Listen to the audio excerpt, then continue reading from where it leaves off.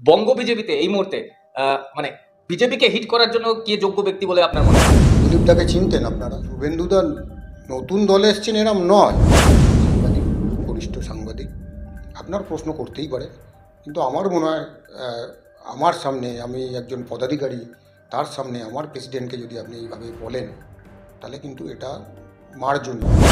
আমরা সবসময় তৈরি আছি, আর আমরা তো অলরাউন্ডার আছি। কংগ্রেসের বিরুদ্ধে সব থেকে বড় থ্রেট বিজেপি, এ বিষয়ে কোনো সংশয় নেই। কিন্তু বাংলায় ভোটে জেতার জন্য যে রণকৌশল নেওয়া প্রয়োজন, সেই রণকৌশল কি বিজেপি নিতে পারে? হাওয়াতে হয়তো একবার আপনি নির্বাচন জিতে যাবেন, আপনি বারবার জিততে পারবেন না।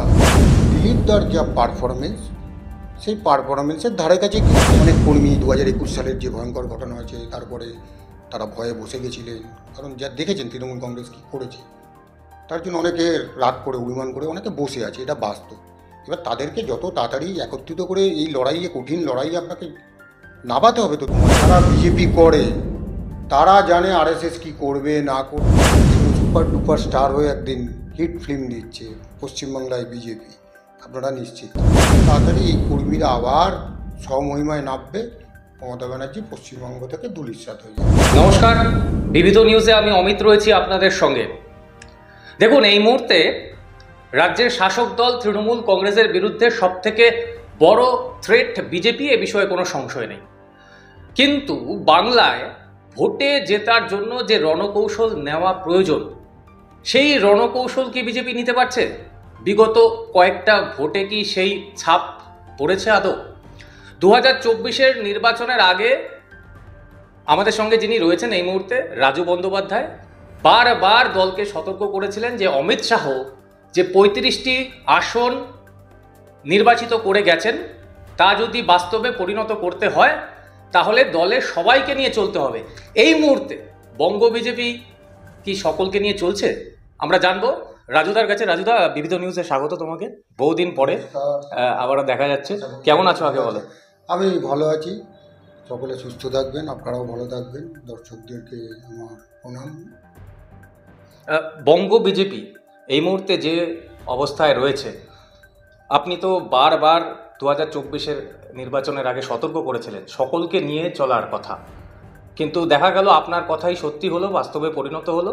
35টি আসনের লক্ষ্যমাত্রা তো দূরস্থ, 2019-এ যে 18টি আসন ছিল বিজেপির, সেটাও কমে গিয়ে 12-তে দাঁড়ালো। এই মুহূর্তে বিজেপির যে রণকৌশল, সেটা কি পর্যাপ্ত বলে আপনার মনে হয়? দেখুন, প্রথমেই বলে রাখি যে আমি বলেছিলাম, আর সেটা এই ফলাফল হলো বলে আমি একদমই খুশি নই, কিন্তু ব্যথিত। এর পিছনে অনেক কারণ আছে, কারণ আমরা মাটিতে কাজ করে এসেছি, আমরা বুঝতে পারছিলাম কোথাও বোধহয় একটা সমস্যা হচ্ছে। কেন্দ্রীয় নেতৃত্ব বারবার বলেছে, দেখবেন যে উঠে এসছে যে সকলকে নিয়ে কাজ করার জন্যে, কারণ আমরা বিশ্বাস করি। দেখুন, আমরা পার্টিটা একটা সময় খুব খারাপ জায়গায় ছিল, 8%, 9%, 10% ভোট, সেই 10% ভোট থেকে 40%-এর কাছাকাছি ভোটে আমরা নিয়ে গেছিলাম, কাছাকাছি নয় 40% ভোটে নিয়ে গেছিলাম। তাহলে এবার কেউ যদি বলে ওটা হাওয়ায়, তাহলে তারা তাদের মত দিচ্ছে। কিন্তু আমরা যারা দীর্ঘদিন রাজনীতি করি তাদেরকে জিজ্ঞাসা করবেন, কোনো পলিটিক্যাল পার্টি আপনি সারা ভারতবর্ষে, আপকে ছেড়ে দিন, ওটা একটা আলাদা মুভমেন্ট থেকে উঠে এসছে, কোনো পলিটিক্যাল পার্টি কোনো রাজ্যে এই 10% ভোট থেকে 40% ভোটে যেতে পেরেছে কি না? এত কিছু প্রতিকূল অবস্থার পরিবেশের মধ্যেও গেল কি করে? গেল একদিকে কেন্দ্রে নরেন্দ্র মোদীর যে সবল নেতৃত্ব, তিনি যে কাজ করছেন, তিনি ভারতবর্ষকে যেই জায়গায় এগিয়ে নিয়ে যাচ্ছেন, সেটা একটা অন্যতম বিষয়। আর সেই বিষয়টাকে একদম নিচে তলায় পৌঁছে দিতে হবে। কারা পৌঁছাবে? সেগুলো বুথের কর্মীরা পৌঁছাবে, বুথের লোকরা পৌঁছাবে, জেলার লিডাররা পৌঁছাবে। একদম। তা সেরকম জেলা জেলা নেতা এবং বুথ তৈরি হয়েছিল, বুথের নেতৃত্ব উঠেছিল। আমি মনে করি যে হাওয়াতে হয়তো একবার আপনি নির্বাচন জিতে যাবেন, আপনি বারবার জিততে পারবেন না। আপনি দেখুন, দিল্লি তার উদাহরণ রয়েছে।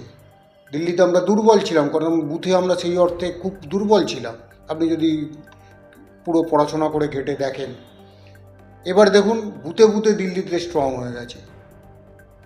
কর্মীরা রাস্তায় নেমে গেছে, সব এক হয়ে কাজ করেছে। রেজাল্ট দেখুন, সবাই বলেছিল বিজেপি কিছু করতে পারবে না। আমি সেটাই বলেছিলাম যে বুথ আপনাকে শক্তিশালী করুন, সবাইকে একসাথে নিয়ে কাজ করুন, যেটা দিল্লির নেতারাও বলেছে, তাহলে দলের রেজাল্ট ভালো হবে, দল ভালো জায়গায় যাবে। আর বাংলার মানুষ পশ্চিমবাংলায় বিজেপিকে ক্ষমতায় দেখতে চাইছে। দেখুন, রাজুদা বেলঘরিয়ার বাসিন্দা, আমি নিজেও বেলঘরিয়ার বাসিন্দা, সেহেতু আমি জানি রাজু বন্দ্যোপাধ্যায়কে অনেক ছোটবেলা থেকে দেখছি। রাজু বন্দ্যোপাধ্যায় একটা কথা বারবার বলেন যে কর্মীরা হলো দলের সম্পদ, তারাই যে কোনো সমস্যা দূর করতে পারে, সেটা দলের দুর্নীতি হোক আর যাই হোক। কিন্তু এই মুহূর্তে রাজ্য বিজেপির অন্দরে যে গোষ্ঠী কোন্দলের ছবি সামনে আসছে, সেটা মণ্ডলে নির্বাচনকে কেন্দ্র করে হোক বা রাজ্য নেতৃত্বে, আমরা কিছুদিন আগেই দেখলাম যে একটা ফেসবুকের পোস্ট জগন্নাথ চট্টোপাধ্যায়, তাকে ঘিরে দিব্যেন্দু অধিকারী, শুভেন্দু অধিকারীর ভাই, তার আক্রমণ, এটা দলের কর্মীদের মনোবলকে কতটা আঘাত করতে পারে বলে আপনার মনে হয় সামনে ইলেকশন? আপনি যদি তুলনা করেন, কারণ আমরা তো বিরোধী দল, আমাদের সামনে কারা রয়েছে? তৃণমূল। এখন তৃণমূলের যে পরিমাণ গোষ্ঠী কোন্দল, গোষ্ঠী দ্বন্দ্ব, আপনি দেখুন তৃণমূলে সবথেকে বেশি পলিটিক্যাল মার্ডার কোথায় হয়েছে? পশ্চিমবঙ্গে। এক হয়েছি আমরা, অর্থাৎ বিরোধীরা। দুই হচ্ছে তৃণমূলকে খুন করছে। এ কোনো রাজ্যে আপনি দেখতে পাবেন যে যারা পলিটিক্যাল পার্টি, যারা সরকার চালাচ্ছে, ক্ষমতায় রয়েছে, তারা নিজের দলের লোকেদের খুন করছে। কারা খুন হচ্ছে এবার দেখুন। বিধায়ক খুন হয়ে যাচ্ছে, তৃণমূলের বিধায়ককে খুন করছে। তৃণমূল নিজের চেয়ারম্যানকে খুন করছে। তৃণমূল নিজের পঞ্চায়েত প্রধানকে খুন করছে। অর্থাৎ মাথাদের খুন করে দিচ্ছে। কিছুদিন আগে দেখলেন প্রকাশ্য মানে রাস্তায় একজন কাউন্সিলরকে গুলি করে দিল, সেটাও দেখবেন তৃণমূলের লোক তৃণমূলকে করাচ্ছে। রেগুলার বেসিসে এই গোষ্ঠীদ্বন্দ্ব। আর আমাদের যেটা হচ্ছে, এটাকে গোষ্ঠীদ্বন্দ্ব বলা ভুল হবে, কারণ আমাদের দল প্রচুর বেড়েছে। এবার মতের মিল নাই হতে পারে, এবার কিছু জায়গায় বই প্রকাশ হয়ে যাচ্ছে, ছোটোখাটো ঘটনা, সব জায়গায় তো পাবেন না। তাই স্বাভাবিকভাবে এটা হতে পারে। রাজ্য নেতৃত্ব আছেন, কেন্দ্রীয় নেতৃত্ব আছেন, আমি আশা রাখবো নিশ্চয়ই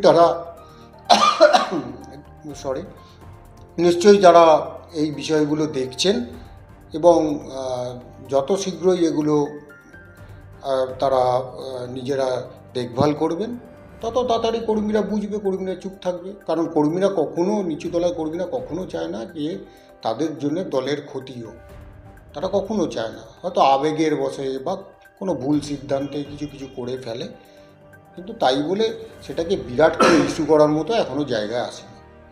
আপনি তো হ্যাঁ, আর যেটা দ্বিতীয় প্রশ্ন করলেন যে টুইটের ব্যাপার, এর ব্যাপার, যে করেছে বা যারা করেছে তাদেরকে জিজ্ঞাসা করলেই আমার মনে হয় ভালো হবে, কারণ তারাই সেটার উত্তর দিতে পারবে। তারা এই বিষয়ে মুখে কুলুপ এঁটেছেন। আপনি তো দীর্ঘদিন প্রাক্তন রাজ্য সভাপতি দিলীপ ঘোষের আন্ডারে কাজ করেছেন এবং দলকে সর্বোচ্চ সাফল্য যদি এসে থাকে সেটা দিলীপ ঘোষের নেতৃত্বেই।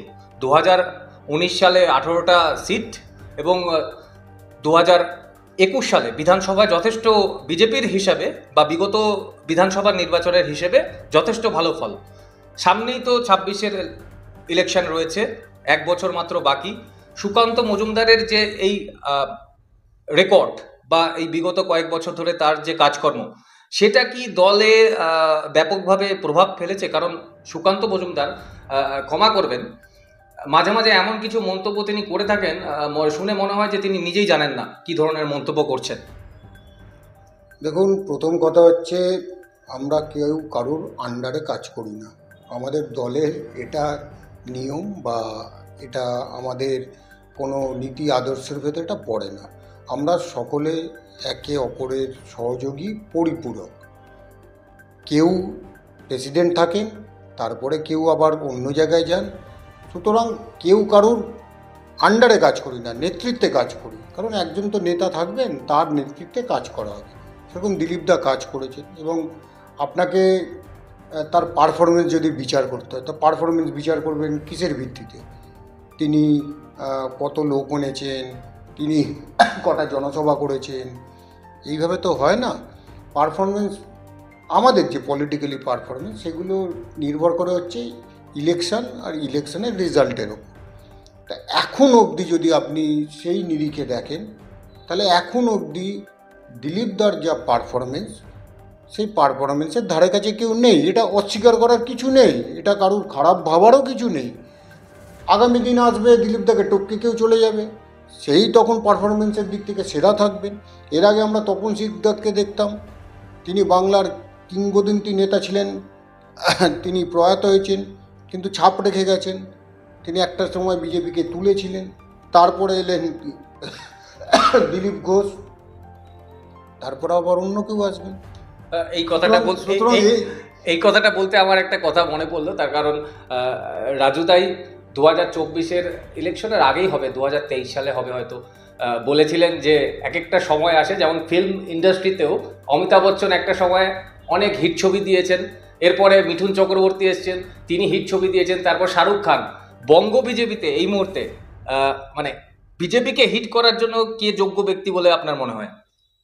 দিলীপদাকে চিনতেন আপনারা বলুন? চিনতেন না। নরেন্দ্র মোদীকে কতজন চিনতেন? অমিত শাহকে কতজন চিনতেন? চিনত না। সুতরাং আমার দলে কে সুপারস্টার হবে সে কর্মী সমর্থক তারাই ঠিক করে দেয়।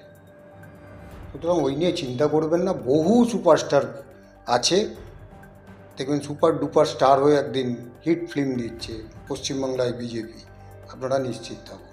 আর একটা কথা আপনাকে বলি, আমার সামনে আপনি যেভাবে আমার রাজ্য সভাপতি বর্তমান সুকান্ত মজুমদারের সম্বন্ধে বললেন, আমি তীব্র ভাষায় প্রতিবাদ জানাচ্ছি।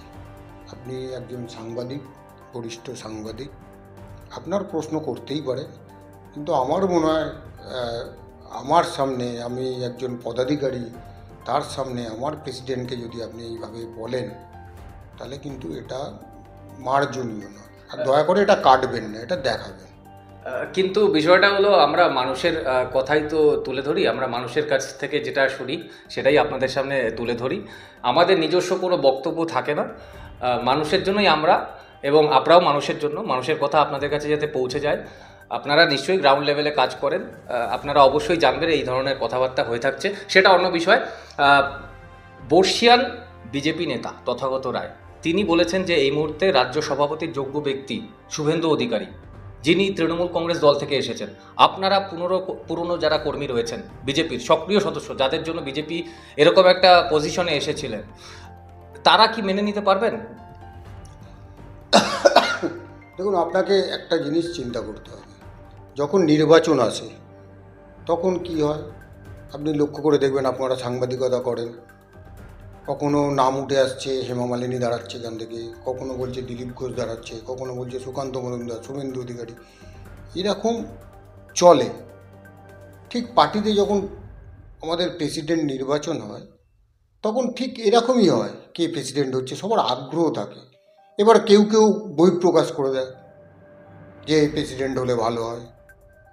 প্রেসিডেন্ট আমাদের পলিটিক্যাল পার্টিতে অর্থাৎ বিজেপিতে যেভাবে হয়, কোনো এক ব্যক্তি তো ঠিক করে না, ভোটের মাধ্যমে হয়। আর সেই ভোটের মাধ্যমে যিনি নির্বাচিত হয়ে আসবেন তাকে তো মানতেই হবে। কেন আমাদের বিভিন্ন রাজ্যে, আজকে অন্ধ্রপ্রদেশ দেখুন, অন্য দল থেকে এসেছিলেন, বহু জায়গায় আছে এরকম উদাহরণ। আর শুভেন্দুদা নতুন দলে এসছেন এরম নয়, কিন্তু সিদ্ধান্ত যেটা নেওয়ার সেটা দলের, আমাদের একটা পদ্ধতি আছে নির্বাচনে, কেন্দ্রীয় সভাপতি, কেন্দ্রীয় নেতারা আছেন, যারা এখানে পর্যবেক্ষক আছেন তারা আছেন, সকলে মিলিতভাবে সেই নির্বাচিত পদ্ধতিকে যাতে সুন্দরভাবে সুষ্ঠুভাবে হয় সেটাই প্রচেষ্টা করা হয়। নির্বাচিত সভাপতি হবে, যে হবে সবাই তাকে মেনে নেবে। মমতা বন্দ্যোপাধ্যায় কিছুদিন আগে বলেছেন যে তার দলের যারা পুরনো কর্মী তাদেরকে একসঙ্গে নিয়ে সক্রিয়ভাবে কাজ করতে, এবং তৃণমূল কংগ্রেস 2/3 মেজরিটি নিয়ে 2026-এর ইলেকশন উতরে দেবে। বিজেপির তরফ থেকে আপনাদের মতো যারা পুরনো সক্রিয় কর্মী ছিলেন আগে, তাদেরকে কি একত্রিত করার কোনো পরিকল্পনা নেওয়া হয়েছে? আমরা তো একই আছি, আমি জানি না আপনারা বলেন যে কোথায় এদিক ওদিক আছি, আমরা একই আছি। দেখুন, দলের যাকে যখন যেরকম প্রয়োজন হয় তাকে সেইভাবে ব্যবহার করে। দলের যখন প্রয়োজন যাকে যেরকম হবে তখন ব্যবহার করবে। এবার বাস্তবিকভাবে অনেক কর্মী 2021 সালের যে ভয়ঙ্কর ঘটনা হয়েছে তারপরে তারা ভয়ে বসে গেছিলেন, কারণ যা দেখেছেন তৃণমূল কংগ্রেস কী করেছে, তার জন্য অনেকে রাগ করে অভিমান করে অনেকে বসে আছে, এটা বাস্তব। এবার তাদেরকে যত তাড়াতাড়ি একত্রিত করে এই লড়াইয়ে, কঠিন লড়াইয়ে আপনাকে নামাতে হবে তো ময়দানে, কারণ কর্মীরাই হচ্ছে দলের আসল হৃৎপিণ্ড। তাই তাদেরকে নামাতে হবে যত তাড়াতাড়ি। এই কর্মীরা আবার স্বমহিমায় নামবে, মমতা ব্যানার্জি পশ্চিমবঙ্গ থেকে ধূলিসাৎ হয়ে যাবে। আপনারই সহকর্মী সায়ন্তন বসু কিছুদিন আগে আমাদের চ্যানেলে ইন্টারভিউতে জানিয়েছেন, দলের সভাপতি যেই হন, শুভেন্দু অধিকারী অন্য দল থেকে এসেছেন, তিনিও যদি হন, তাকে তার সাহায্য যদি চাওয়া হয় তিনি একসাথে কাজ করতে রাজি আছেন। আপনার ক্ষেত্রেও কি একই? আমি তো প্রথমেই উত্তর দিয়ে দিলাম, দল যাকে সভাপতি করবে তিনি যদি আমাদের সহযোগিতা চান, যেভাবে চাইবেন সেইভাবেই করব। কী অসুবিধা, আমাদের সহযোগিতা চাইতেও হয় না, আমরা সবসময় তৈরিই আছি। সভাপতি যে হবে তার নির্দেশে দল চলবে। এবার যিনি সভাপতি হবে তিনি ক্যাপ্টেন, তিনি ঠিক করবেন কোন ব্যাটসম্যানটা কত নম্বরে নামবে। সাথে কোচ থাকে, যারা সেন্ট্রাল অবজারভার, যারা কেন্দ্রের যারা নেতৃত্ব আছে, তারা মিলে ঠিক করবেন যে এই প্লেয়ারটাকে এখানে নামানো, ওখানে নামানো, এখানে নামানো, এই নামানো। এটা তো একটা টিম ওয়ার্ক। সেই টিম ওয়ার্কে যেরাম যেখানে ফেলবে সেখানে সেইভাবে কাজে লাগার চেষ্টা করব। আর আমরা তো অলরাউন্ডার আছি, সে বিষয়ে কোনো সন্দেহ নেই। একদম শেষ প্রশ্নে আসবো দাদা। 2024 লোকসভা নির্বাচনে বিজেপির জন্য একটা সেটব্যাক ছিল, কারণ তাদের আসন সংখ্যা অনেকটাই কমে গিয়েছে এবং এককভাবে বা সংখ্যাগরিষ্ঠতা পায়নি তারা।